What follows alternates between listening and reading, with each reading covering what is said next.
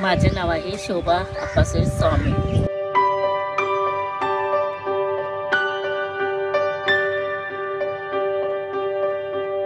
रुद्रभूमी गेले अनेक वर्ष इथं काम करत आहे मी.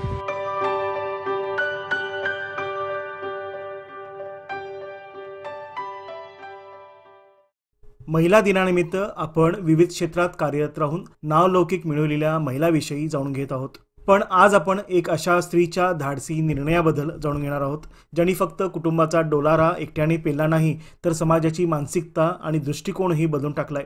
आपण जाणून घेऊयात शोभाताई आप्पासाहेब स्वामी यांच्याबद्दल.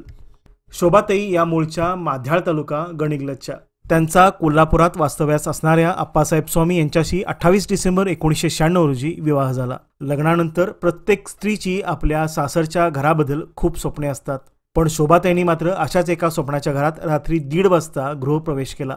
ते घर होतं स्मशानभूमीच्या उंबरठ्याशी. गेले अनेक वर्ष इथं वीरशैव लिंगायत समाज रुद्रभूमी गेले अनेक वर्ष इथं काम करत आहे मी. आणि मिस्टर 2010ला एक्सपायर झाले. त्याच्यानंतर माझा मुलगा आता मला मदत करतोय, त्यापासून मी अंत्यविधी कार्य करते. मी तर लग्न कधी झालं? 28 डिसेंबर 1996 या साली झाले. म्हणजे माहेर मी होते तिथनं मग बघायला आले, मुलगा बघायला आलाय. मग त्यावेळेला अचानकच म्हणजे लग्न म्हणजे पाहुण्यातलंच होते म्हणून त्याने काय घर बघायला आले वगैरे काही असं काय ठरलेलं नव्हतं. मग मुलगा चांगला आहे म्हटलं, व्यसनी आहे म्हटल्यानंतर एक त्या दिवशी 28 तारखेला बघायला आले त्या दिवशी लग्न झाले. लग्न झाल्यानंतर रात्री 8 वाजता अक्षदा पडले. 8 अक्षदा पडल्यानंतर मग जेवण खाऊन मग 1-1:30 वाजता इथं आले मी. 1:30 वाजता रात्री 1:30 वाजता.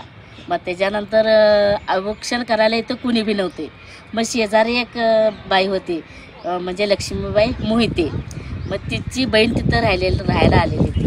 मग त्याच्यानंतर ते म्हटलं असं लग्न करून आले आपासामी लग्न करून आले म्हटलं. त्यांनी काय केलं, सगळे आले. मग औक्षण कोण करणार म्हणताना मग ती बाई आली. मग सगळं ते साहित्य तिथं घरीच होते. मग त्यानं घेतलं सगळं औक्षण करून घेतलं, पाणी टाकलं, भाकरीचा तुकडा टाकलं, मग आत घेतला आम्हाला. मग तिथनं माझा संसार सुरू झाला. तिथनं सुरू झाला. इतका म्हणजे पहिला रात्र कसं गेलं मला म्हणजे असं एकदम जरा भीतीदायक वाटली मला. भीतीदायक कसं रात्रीचं हे झाडं झुडपं सगळं वारा इकडं यायचं आणि इकडनं तिकडनं झोझाट यायचं. मला ते भीती वाटायची. मग माझे मिस्टर म्हटले, भिवू नको शोभा, तू काही नाही होत तुला आणि काय नाही तर तू जरी तुला जीव गमन नसलं तर तुम्ही शेजारी तिथं जाऊन बसत जा दिवसात. मग त्यांनी पूजाला त्यांनी गेलीत की नाही, मग तिथं जाऊन बसायची. मग त्यांनी परत तिथं घरी आले की मला ते घरी यायची घेऊन मला. मग तिथनं कसं जसं म्हणजे वाढत गेलं की नाही तसं भीती माझी मोडली ती. मग तुम्ही हे शिकलात कधी? मग हे शिकलात माझे मिस्टर पोरं लहान होती की नाही त्यांनी शिकवत होते मुलांना. त्यापासून म्हणजे माझ्या कानावरती शब्द पडायचं. मग ते म्हणजे पडत जसं त्यांनी करायला गेले की आता एकदम समजा 2 प्रेत आले की त्यांनी करून गेली विधी. मग 3ऱ्या दिवसाचा कार्यक्रम कसं करायचं ते माती सावरण्याचा कार्यक्रम. मग त्यावर एक माती करून गेले की ते घरी जाऊन त्यांचं पूजा अर्चा करूच तर की नाही तवर मी एकच माती सावरण्याचा कार्यक्रम मी इथं करत होते. मग त्याच्यानंतर मग त्यांनी यायचे तिकडून पहिला करून. मग दुसऱ्यांदा तिथं स्वामी बोलवलेत तुम्हाला आणि तुम्ही तिकडं जावा. ते घरी म्हणजे आंघोळ मी करत होते तवर त्यांनी येते आता शोभा झाले का तुझी सगळं. मग त्यांनी म्हणाल ते मी झाले सगळं आणि तुम्हाला घरी बोलवले तिथं पूजाला. मग त्यांनी जाऊन असं करायचे. मग असं करत मग झालं सगळं ते. मग आता मिस्टरांचं कसे गेले? मग मिस्टरांचं 2010ला म्हणजे त्याच्या अगोदर 8 दिवस अगोदर त्यांना जरासं BP काय नव्हतं, शुगर वाढलेलं होतं एकदम. मग शुगर वाढल्यानंतर CPRला ॲडमिट केलं आहे मी. CPRला ॲडमिट केलं. मग गुरुवारी देणार होते आणि गुरुवारी यांना सकाळी 11 वाजता बरोबर अटॅक आला. आणि पोरं माझी परीक्षेला पहिला पेपरच होता ते. मग ते पेपर बी दिले नाही काय नाही. पोरं येऊन मग मला पोरासनी दाखवून मिस्टर म्हटले. मग त्याने बघितल्याबरोबर मग त्यांनी असं हात केले पत्ती घेतली सगळ्या 3 मुलांची. पण डायरेक्ट हात टाकले ते तिथं जीव गेला त्यांचं. मग त्याचं गेलं. मग त्याच्यानंतर मी डेड बॉडी तिकडे नेला मी कनेरमठला नेल्यानंतर मग तिथं 15 दिवस राहिले. तिथं 15 दिवस राहिल्यानंतर आमचे वसंत सांगोडेकर दादा म्हणून आहे ते, म्हणजे मुळात म्हणजे त्यांनी इथं त्यांना ठेवलेले ते माणूस होता, म्हणजे माझा भाऊ मानलेला, म्हणजे वडील पण तेच होते. मग त्यांनी म्हटलं शोभा तिथं आता झालं गेलं, आता मुलगा पोरं घेऊन तिथे तू एकटी काय करणार आहेस, तुला काय शेती वगैरे येणार आहे काय, तुला काही येणार नाही. मग जसं मी सांगतो तसं तिथं ये लवकर तू. मी 15 दिवस राहिले तिथं, 15 दिवस पोरं घेऊन राहिले. 15 दिवसानंतर की म्हणजे दिराच्या मुलाला मग सगळी काय म्हणाले, एक कुठलं दिराचा मुलगा जरा मोठा असला की घेऊन ये. मग त्याला घेऊन आले, पण तो 1 महिन्याभर थांबला. त्याला बी भीती वाटले का काय वाटले कुणास ठाऊक, ते सांगितलं पण नाही. बिन सांगता तो घरीच गेला, तो परत आला नाही. म्हणजे बघा म्हटलं माझं तर तसं जसं आहे की नाही तसं ढकलं केलं. ज्या वेळेला माझं काय म्हणजे रात्री मला कसं वाटायचं त्यांनी गेल्या म्हणजे एक्सपायर झाल्यानंतर रात्री कसं काय बी करून पटापटा जेवण आवरायची, त्यासाठी खाऊ घालायचं सगळं. मग मी जेवलं तर जेवलं, नाही तर नाही. मग तिने परत झोपली की रात्रभर अखंड मी रडत बसायची. मी का कोण बापे माणूसच कोण नाही, धाडशी कोण होणार यात, माझं कसं होणार इथनं पुढं आता. ते कसं करत म्हटलं पोरग्याला म्हटलं बाळा आता तो भाऊ ते चुलत भाऊ गेला आणि आपण काय करायचं तिथे गेल्यावर आपल्याला काही येणार नाही, शेती वगैरे करायला काही येणार नाही आणि आपणच करत जायचं. मग करत जायचं म्हटलं मम्मी तू जसं सांगशील तसं मी करत जातो मी म्हणायला लागला माझा मुलगा.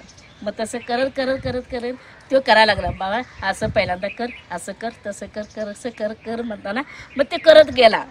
मग त्याच्यानंतर आता तो एक प्रेत करून गेला की नाही, 3रा दिवस माती साबणाचा कार्यक्रम असते आणि तिथे त्या माणसाने त्या पार्टीनं गाडीवरनं घेऊन जाणे आणि परत आणून सोडणे.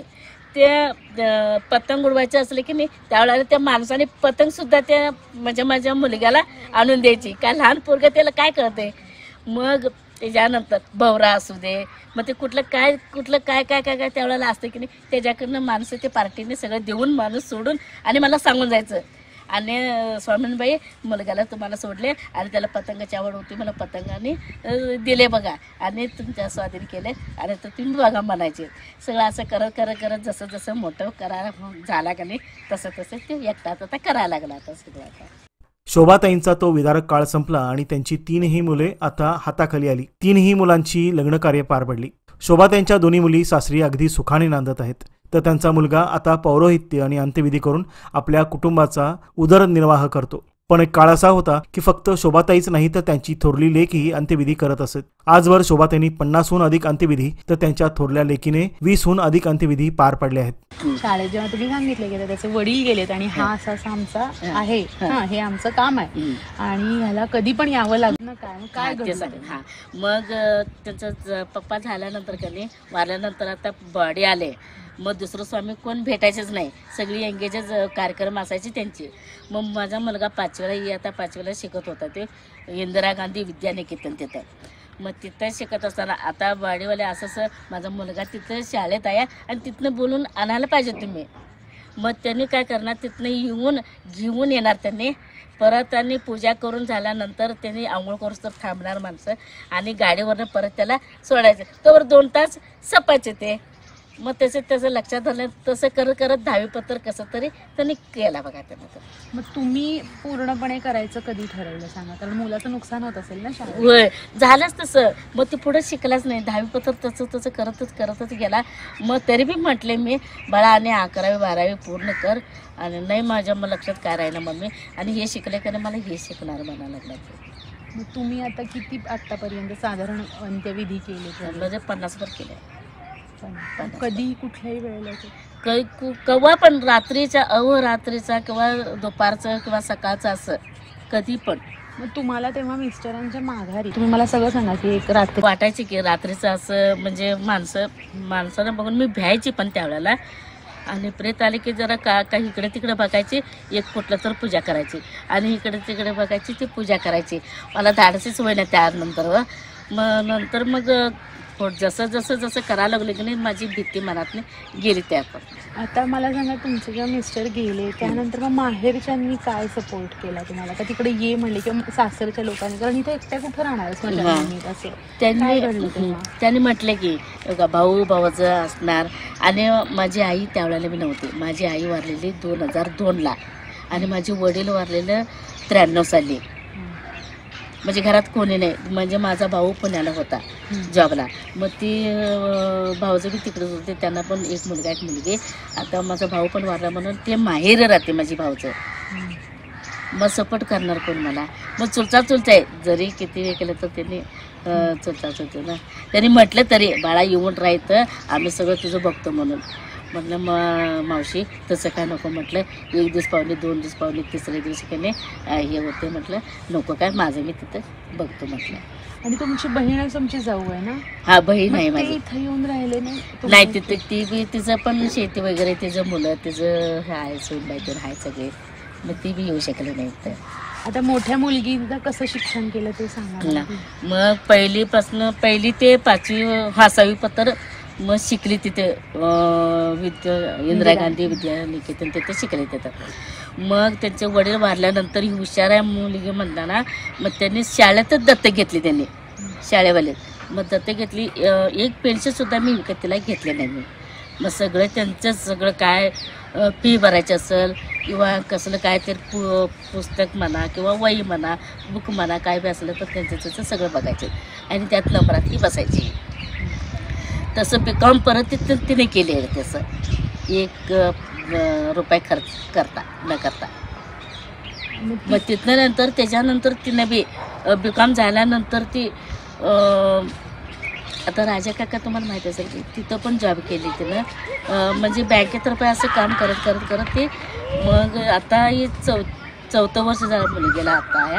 आता ती आता जॉब सोडली. आता इथनं पुढे परत ती करणार जॉब. नाही, पण ती हे कधी करायला लागली? ती बी मला ज्या वेळेला मी घरात काम करायला लागले की नाही, मम्मी मी तिथं जाऊन तिथं पुढं करतो, तू काय भिऊ नकोस, माझं मी एकटं करतो. तिचे बी कानाशोध पडलेले होते त्यावेळेला याची मुलग्याला शिकवताना. मम्मी करतो म्हणायची. ती 20 वर तिने तर केले बघा तिने. अंत्यविधी सगळं की नाही 20 वर तर केले तिने. ज्या ठिकाणी स्त्रिया फारसं जाण्यासाठी तयारही होत नाहीत अशा ठिकाणी राहून आपलं संपूर्ण आयुष्य अगदी सुखाने घालविणे इतकेच नाही तर स्मशानाच्या त्या विदारक शांततेमध्ये पतीच्या माघारी आपल्या 3ही लेकरांना घेऊन या माऊलीने जीवनाची घडी बसविली. अशा या मातेला कोटी कोटी प्रणाम.